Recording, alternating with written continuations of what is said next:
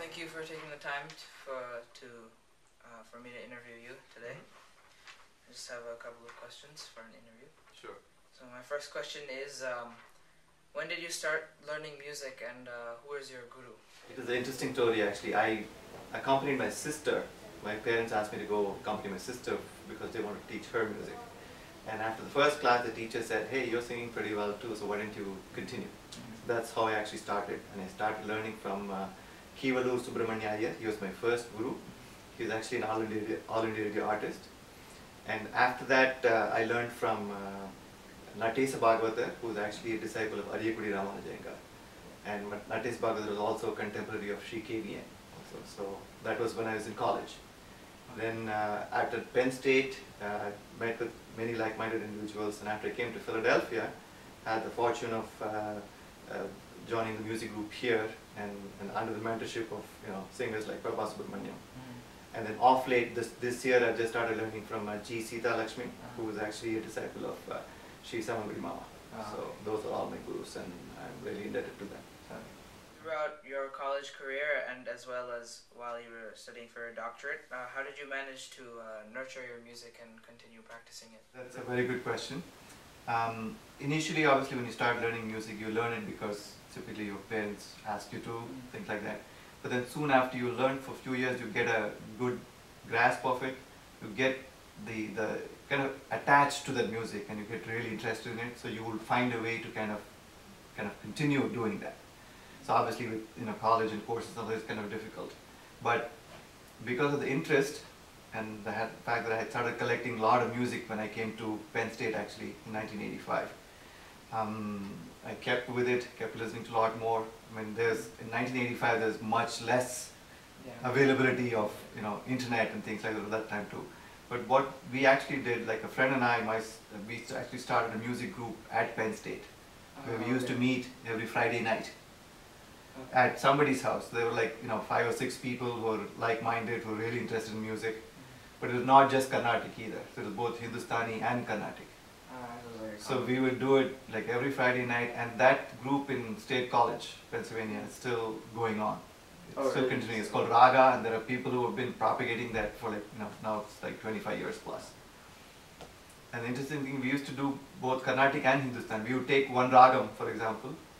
I would do some alap and some improvisation with in Carnatic music. Then we had a couple of other guys who were Hindustani, and there was another lady who was doing Carnatic too. So we had a really Friday nights. I would look forward to Friday nights to continue this. Do you think that teaching methods have changed over the years? And if so, do you necessarily like or dislike these changes? They definitely, obviously have changed, because earlier my teacher actually used to write down the words of the songs and the lyrics and everything like that. There's no recording. I mean, we probably had tape recorders at that time, but it's not as wheelie as it is right now. You can just stick a little tape recorder in front of the teacher. That way, I'm still a person who likes first principles, like the older version kind of thing. But I guess it's the fact that you have recordings and things like that, it makes it very convenient. That's the only thing that's a plus for that, I think. So I would prefer to have the older situation where you sit with a teacher and learn that way. But now the proliferation of tapes and internet and everything, there's so much of music. The good thing about now is that there's a lot more music. So it's kind of a give and take. So. Okay, that makes sense. Do you have any thoughts on how to encourage and sustain the classical arts among local youth? Yeah, so it goes back to my one of my early answers, where you're doing it for the sake of doing it in the beginning, but then you will get an attachment or even a real passion towards it. That's what you need to cultivate.